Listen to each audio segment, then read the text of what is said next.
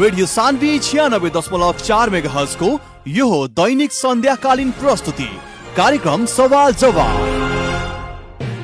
नमस्कार, radio Saanvi 96.4 megahertz को प्रस्तुति कार्यक्रम सवाल जवाफमा स्वागत गर्छु। म अशोक सङ्ग्रौला। कार्यक्रम सवाल जवाफ यहाँले सुन्दै आइरहनु भएको छ। हरेक दिन साँझ 6:30 बजेदेखि 7 बजेसम्म र सवाल जवाफमा एउटा विषयवस्तुमा एकजना अतिथिसँग हामी सवाल जवाफ गर्ने गर्छौँ। आज पनि यसै क्रममा रहेका छौँ। सङ्क्रमण बढिरहेको छ दिनानुदिन। आजै मात्र नेपालभर 2722 जनामा कोरोना भाइरसको सङ्क्रमण पुष्टि भएको छ, जसमध्ये 1600 भन्दा बढी त काठमाडौँ उपत्यकामै सङ्क्रमितहरू भेटिएका छन्, नयाँ सङ्क्रमित थपिएका छन्। त्यसै गरी अहिले सङ्क्रमणको दर बढिरहेको देखिन्छ भनेदेखि एकातिर यो अवस्था छ भने अर्कोतर्फ अवस्था के छ भने लगभग देशभरको अवस्था पूर्ववत जस्तै सामान्य बनिसकेको छ। हवाई उडानहरू भएकै छन्, यातायातहरू चलेकै छन्, बजार व्यापार सबै कुरा खुलेकै छ। बन्द छ त केवल सीमा नाका बन्द छ। सीमा नाका बन्द भएर आवत जावत हुन सकेको छैन। सीमा नाका बन्द भए तापनि भन्सार मार्फत अत्यावश्यक वस्तुहरू लगायतका कल कारखानाका लागि चाहिने कच्चा पदार्थ माल सामान आवत जावत भने भइरहेकै छन्। सीमा नाका त बन्द छ, तर अवैध रूपमा लुकी छिपी यताका मान्छे उता र उताका मान्छे यता हुने क्रम पनि जारी रहिरहेको छ। अर्कोतर्फ छिमेकी देश भारतमा पनि सङ्क्रमण बढिरहेको छ। यस्तो सङ्क्रमण बढिरहेको बेलामा हुन त असोज 30 गतेसम्म सीमा नाका बन्द राख्ने भनेर नेपाल सरकारले निर्णय गरेको छ, तर मुख्य बाटो भएर मात्र आवत जावत रोकिएको छ। चोर बाटो लुकी छिपी हुँदै आवत जावत हुने क्रम भने जारी नै राखेको छ। यसै क्रममा आज वीरगञ्जका व्यापारी, प्राध्यापक लगायतका व्यवसायी लगायतका व्यक्तिहरूले भने सीमा नाका खोल्नलाई प्रस्ताव गरेका छन्। अहिलेको अवस्थामा जसरी नेपालमा सङ्क्रमण बढेको छ, भारतमा सङ्क्रमण बढेको बढै छ, अनि यस्तो अवस्थामा सीमा नाका खोल्नु उचित हुन्छ कि हुँदैन, खोल्नु पर्यो भनेदेखि कसरी खोल्ने लगायतका विविध विषयवस्तुहरू आजको यस कार्यक्रम सवाल जवाफको विषयवस्तु हुन्। र त्यसका लागि आज हाम्रो कार्यक्रम सवाल जवाफका लागि अतिथिको रूपमा हुनुहुन्छ वीरगञ्ज उद्योग वाणिज्य सङ्घका पूर्व अध्यक्ष तथा नेपाल भारत सहयोग मञ्चका केन्द्रीय अध्यक्ष अशोक वैद्य। उहाँ टेलिफोन सम्पर्कमा आइसक्नु भएको छ। म स्वागत गर्न चाहन्छु सबैभन्दा पहिला उहाँलाई। वैद्यजी, कार्यक्रम सवाल जवाफमा यहाँलाई स्वागत छ। नमस्कार समस्त श्रोताबिनलाई नमस्कार। आज तपाईँहरूले माग गर्नुभयो नेपालमा सङ्क्रमण बढिराखेकै छ, भारतमा सङ्क्रमण त्यत्तिकै बढेको बढै देखिन्छ। सीमा नाका असोज 30 गतेसम्म सरकारले बन्द गर्न भनेको छ, तपाईँहरूले चाहिँ खोल्न भन्नुभयो किन? यस्तो छ नि, यो मेरो व्यक्तिगत माग होइन, यो आम जनताको माग छ।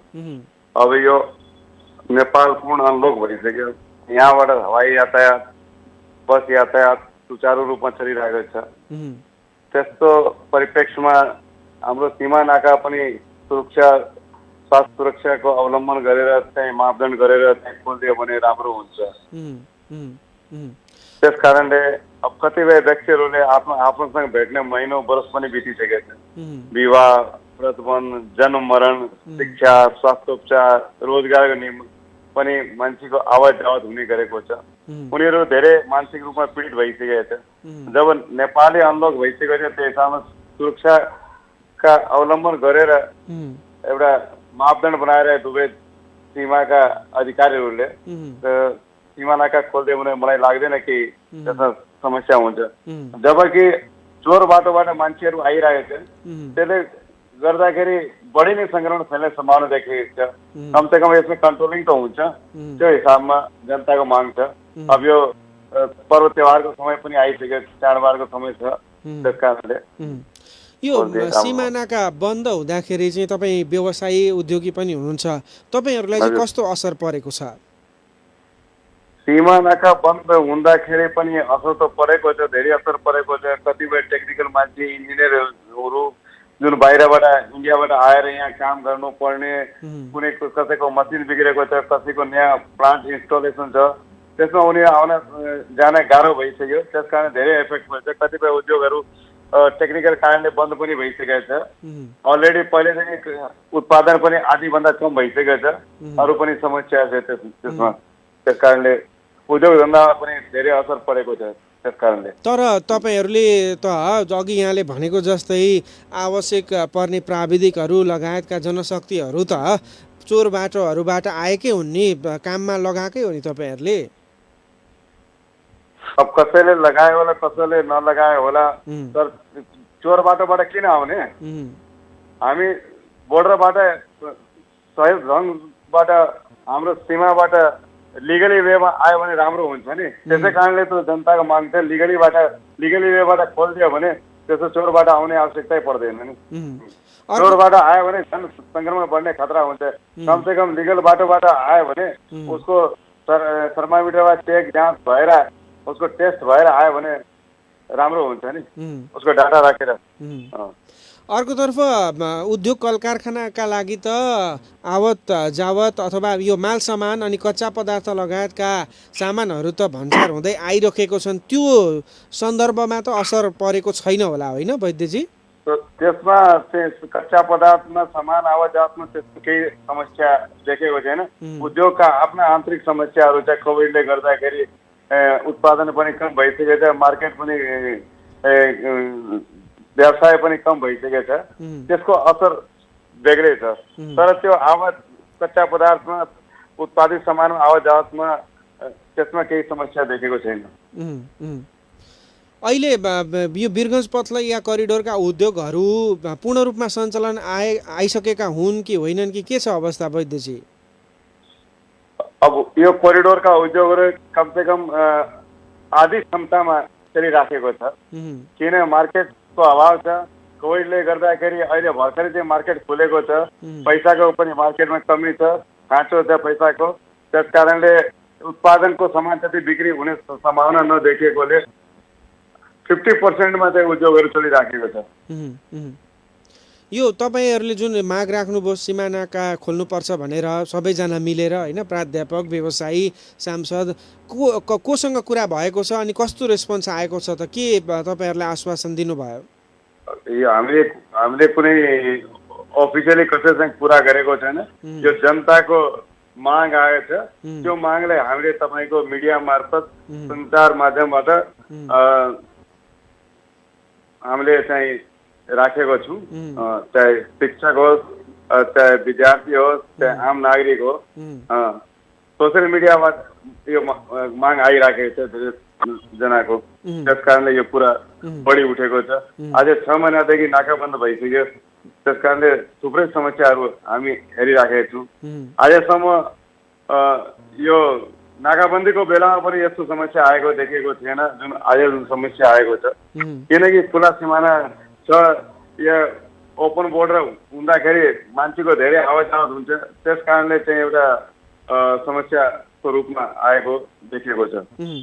त्यही त वैद्यजी, जस्तो अब अहिले सिमानाका बन्द छ होइन, सिमानाका बन्द हुँदाखेरि सुरक्षाकर्मीले, प्रहरीले यति कडाइ गर्दाखेरि त लोकी छिपी मान्छेहरू आइरहेका छन् र त्यसको नतिजा भनौँ अथवा त्यसैको कारणले भनौँ अथवा हेर्नुहोस् न, हाम्रो आजै मात्र 2000 भन्दा धेरैजना सङ्क्रमित थपिएका छन्।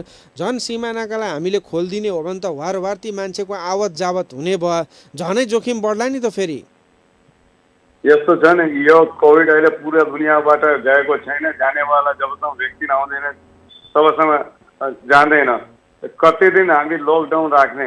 भारतमा पनि खुलिसकेको छ, पुरा युरोपमा पनि पुरा खुलिसक्यो, हामीले पनि पुरा खोलिसकेको छौँ। अब अलिकति हामीले नि आफ्नो दिनचर्यालाई चेन्ज गरेर सुरक्षाका अवलम्बन उपायहरू अपनाएर हामीले पनि आफ्नो दैनिक जीवन त्यस हिसाबमा सुचारू गर्नुपर्छ।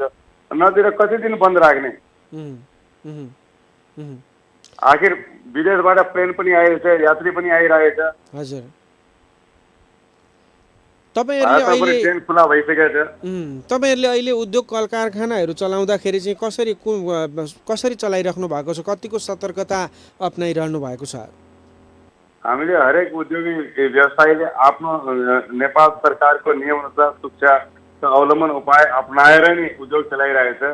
चाहे वो थर्मोमिटरबाट चेक गर्ने हो, टेम्परेचर चेक गर्ने हो, चाहे सेनिटाइज गर्ने हो, चाहे मास्क लगाउने हो, अलिक डिस्टेन्स मेन्टेन गर्ने हो, त्यो हिसाबमा हामी चलाइरहेका छौँ। यो सिमानाका पूर्ण रूपमा खोलेर पनि अथवा पूर्ववत अवस्थामा फर्किएर पनि उद्योगी व्यवसायीहरूलाई जुन मार परेको छ त्यो ट्र्याकमा आउन अथवा पहिलेकै अवस्थामा फर्कनका लागि त समय लाग्ने भयो नि त, किनभने त ग्राहक अथवा उपभोक्ताहरू पनि त्यत्तिकै मारमा परेको छन्। कसरी उकासिन सकिन्छ यो क्षेत्रलाई? अब यस्तो छ नि, यसमा उकास्नको लागि अहिले धेरै टाइम लाग्छ, किनकि मान्छेको क्रय शक्ति पनि कम भइसकेको छ, पैसाको खाँचो छ।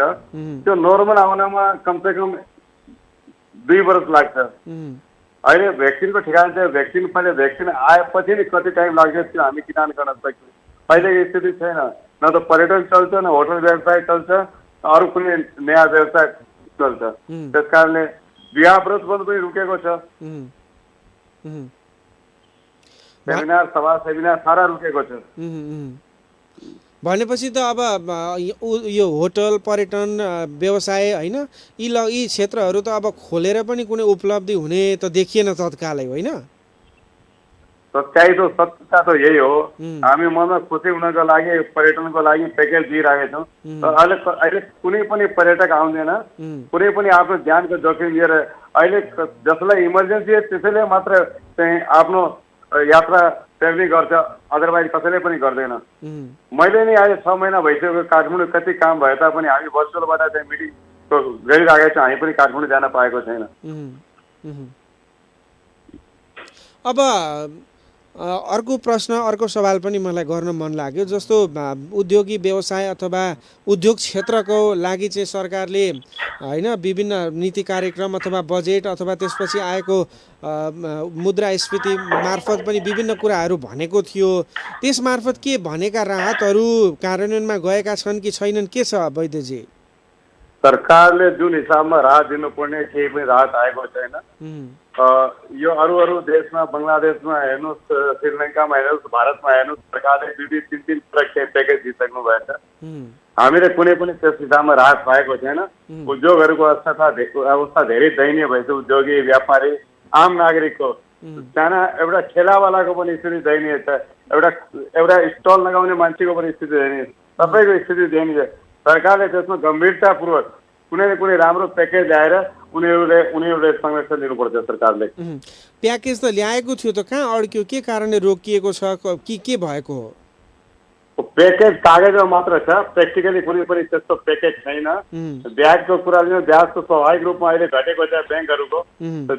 बिजुलीको छ डिमान्ड सुरु त्यसै चालु छ, बिजुलीमा केही राहत दिएको छैन। श्रमका समस्या त्यस्तै छ। अहिले सरकारले भनेको 50% ध्यान दिने, तर राजपत्रमा आएको छैन, गजटमा आएर लेबरहरू मान्दैन। सरकारले त्यो हिसाबमा क्लियरिटी केही पनि छैन। धेरै थुप्रै समस्या छ। धमाधम उद्योगहरू बन्द हुन थाल्छ। यो स्थिति रह्यो भने, सरकारले राहत दिएन भने भोलिको दिनमा आखिर इन्डाइरेक्ट रूपमा सरकारले नै घाटा छ। व्यापारीले 2 पैसा कमायो भने सरकारले लाभ हुन्छ, व्यापारीको नुकसान भने सरकारले के फाइदा? सरकारले पनि नुकसान हुँदैन। अहिले हाम्रो पर्सा जिल्लाको अथवा वीरगञ्जको कुरा गर्नुपर्दाखेरि यहाँको तपाईँले कसरी हेरिरहनु भएको छ? यहाँ सङ्क्रमण घटेको हो कि टेस्ट नभएको हो कि के हो? सङ्क्रमण कहीँ पनि घटेको छैन। या पर्साको कुरा गर्ने हो भने जुन हिसाबमा टेस्टिङ हुनुपर्ने त्यो हिसाबमा टेस्टिङ भइराखेको छैन। अर्को कुरा के छ भने आफूमाथि शासन अनि अनुशासन। मैले नै आफू पनि सोच्नुपर्छ, मैले मास्क लगाउने, सोसियल डिस्टेन्सिङ मेन्टेन गर्नुपर्ने। प्रशासनले पटक सूचना प्रकाशन गरिराखेको छ, तर हामीले मार्केटमा हेर्दाखेरि धेरै मान्छे बिना मास्क पनि घुमिराखेको हुन्छ। त्यसमा त्यहाँ अवलम्बन उपायहरू स्वास्थ्य सुरक्षाका उपाय अवलम्बन गरेको छैन, हामी हेरिरहेका छौँ। त्यस कारणले सतर्कता त अप्नाउनु पर्छ, नत्र स्थिति धेरै भयावह हुन्छ। भोलि इटलीको स्थिति भयो भने धेरै भयावह स्थिति हुन्छ, किनकि यहाँ त्यति अस्पताल पनि छैन, त्यति मेडिकलको व्यवस्था पनि त्यति छैन। त्यस कारणले हामीले आफैले सतर्कता अप्नाउनु पर्छ। तपाईँले अघि टेस्टको कुरो उठाउनु भयो होइन, केही समय अगाडि अब जति बेला वीरगन्जमा चाहिँ एकदमै सङ्क्रमितहरू बढिरहेका थिए, सबैलाई एउटा डर थियो, भय थियो र लामो समयदेखि लकडाउन भएर उद्योग कल कारखाना व्यवसाय सबै बन्द थिए, ठप्प थिए। अब वीरगन्जलाई चाँडोभन्दा चाँडो चाहिँ टेस्टिङ गराएर स्क्रिनिङ गराएर ग्रिन जोनमा लानका लागि भन्दै वीरगन्ज महानगरपालिकाको अभियानमा सबैले साथ दिलाएका थिए, साथ दिएका थिए। पिसिआर मेसिन पनि किनियो, तर केही दिन सुरु भयो, अहिले ठप्प छ, टेस्टिङ पनि हुन सकेको छैन। एक घर एक पिसिआरको बारेमा तपाईँहरूले केही कुरा गर्नु भएको छ? के छ? डोनेसन त दिनुभयो तर त्यो रोकियो नि। हामीले पटक पटक कुरा आयो, हामीले जानकारी आयो के इक्विपमेन्टको कमी भएको कारणले नभएको त्यस्तो हामी सुनिराखेको छौँ। मैले डिटेलमा यतातिर 10-5 दिनदेखि केही डिटेलमा त्यसमा गएको छैन, तर मैले जानकारी अनुसार त्यही टेस्ट किट नभएर चाहिँ टेस्टिङ नभएको जस्तो हामीले सुनेको छौँ। वास्तविकता मलाई पनि जानकारी छैन, किनकि त्यो बेला गम्भीर स्थिति सबैजना तताएको छैन। अहिले यो फुल्ने बित्तिकै मान्छे चाहिँ अलिकति शान्त भएको जस्तो मैले देखेको छु। तर यो सङ्क्रमण अहिले पनि चलिरहेको छ, यो रुक्नेवाला छैन। हामीले आफ्नो दैनिक दिनचर्या जीवनशैली त्यो हिसाबमा आफूले चेन्ज गर्नुपर्छ, मुख्य कुरा त्यही हो। हुन्छ वैद्यजी, अब छुट्टिनुभन्दा अगाडि केही भन्न चाहनुहुन्छ भने राख्न सक्नुहुन्छ। म तपाईँको रेडियो मार्फत श्रोतावृन्दलाई एउटै कुरा भन्न चाहन्छु, तपाईँ सबैले चाहिँ स्वास्थ्य सुरक्षाका उपायहरू अवलम्बन गर्नुहोस्, मास्क लगाउनुहोस्, सोसियल डिस्टेन्सिङ मेन्टेन गर्नु, त्यही मात्र मेरो भनाइ छ। सबैसँग हात जोडेर यही रिक्वेस्ट छ, किन भोलिको दिन धेरै जटिल हुनेछ। हामीले चाहिँ स्वास्थ्य सुरक्षाका अवलम्बन गरेन भने फेरि सङ्क्रमण फैल्ने सम्भावना हुन्छ। त्यसकारण सबैजनाले आफ्नो प्रिकोसन राख्नुपर्छ, यही मेरो भनाइ छ। सबैलाई धेरै धेरै मेरो नमस्कार छ। हस् वैद्यजी, सवाल जवाफमा यहाँले दिनुभएको समयको लागि धेरै धेरै धन्यवाद। नमस्कार। हजुर, उहाँ हुनुहुन्थ्यो वीरगन्ज उद्योग वाणिज्य सङ्घका पूर्व अध्यक्ष अशोक वैद्य। आज वीरगन्जका उद्योगी, व्यवसायी, सांसद, प्राध्यापक लगायतकाले विभिन्न सञ्चार माध्यम मार्फत चाहिँ बन्द रहेको सीमा नाका खोल्नका लागि प्रस्ताव गरेका छन्। उनीहरूले सीमा नाका मात्रै बन्द गरेर सङ्क्रमण बढ्ने घट्ने नहुने हुनाले सीमा नाका चाँडोभन्दा चाँडो खोल्नुपर्ने तर्क गरेका छन्। कारण किनभनेदेखि हवाई उडान मार्फत देश विदेशबाट मानिसहरूको आवत जावत भइरहेको छ, यातायात मार्फत देशभित्रै पनि आवत जावत भइरहेको छ र देशमै पनि लगभग सबै ठाउँमा निषेधाज्ञा हटिसकेको र सबै सामान्य अवस्थामा फर्किसकेको अवस्थामा सीमा नाका मात्र बन्द गरेर राख्नु औचित्यपूर्ण नभएको कुरा गरेका छन्। किनभने सीमा नाका बन्द हुँदाखेरि चोर बाटो हुँदै मानिसको आउजाउ भइरहेको छ। चोर बाटोबाट आउजाउ हुँदाखेरि न त ती आवत जावत गर्ने मानिसहरूको टेम्परेचर नाप्ने लगायतका अन्य सतर्कताहरू अपनाएर चाहिँ त्यस्तो आवत जावत भइ नरहेको अवस्थामा सङ्क्रमण त यसरी पो फैलिन्छ। बरु मुख्य नाका खोलेर त्यहाँ एउटा हेल्थ डेस्क राखेर उच्च स्वास्थ्य सुरक्षा सतर्कता अपनाएर मानिसलाई आवतजावत गर्न दिनुपर्छ भन्ने मान्यता वीरगन्जका उद्योगी, व्यवसायी, प्राध्यापक लगायतको रहेको छ। र साथसाथै उद्योग कल कारखानाहरूमा चाहिँ प्राविधिकहरूको कमीले गर्दा कतिपय उद्योगहरू बन्द हुनुपर्ने अवस्थामा पुगिसकेका छन्। प्राविधिकहरू भारतबाट, छिमेकी देशबाट ल्याउनु पर्ने बाध्यता छ यहाँका उद्योगहरूलाई, जुन चाहिँ सम्भव भइरहेको छैन सीमा नाका बन्दले गर्दा। र अर्को, सीमा नाकाको प्रभाव यता कसरी पनि परेको छ भनेदेखि अब यहाँहरूलाई हामी सबैलाई थाहा भएकै कुरो हो, बिहेवारी हाम्रो पारी पनि हुने गर्छ, वारी पनि हुने गर्छ। पारिकाको वारी हुन्छ, वारिकाको पारी हुन्छ। यो सीमा नाका बन्द हुँदाखेरि बिहेवारी लगायतका धार्मिक जुन कुराहरू छन् ती कुराहरू पनि ठप्प भएको अवस्थामा अब नाका खोल्नुपर्छ। तर सरोकारवालाहरू सबैले चाहिँ स्वास्थ्य सुरक्षा सतर्कता अपनाउनुपर्छ भन्ने माग रहेको छ। असोज 30 गतेसम्म नेपाल सरकारले भने सीमा नाका बन्द राख्ने निर्णय गरेको छ। यिनै कुराहरू सन्दर्भमा आज हामीले कुराकानी गऱ्यौँ। आजका अतिथि वीरगन्ज उद्योग वाणिज्य सङ्घका पूर्व अध्यक्ष अशोक वैद्यसँग आजको सवाल जवाफको श्रृङ्खला सकिएको छ। भोलि फेरि अर्का एकजना अतिथिको साथमा नयाँ विषयवस्तु लिएर उपस्थित हुनेछु। तबसम्मका लागि अशोक सङ्ग्रौला बिदा हुन्छु। नमस्कार।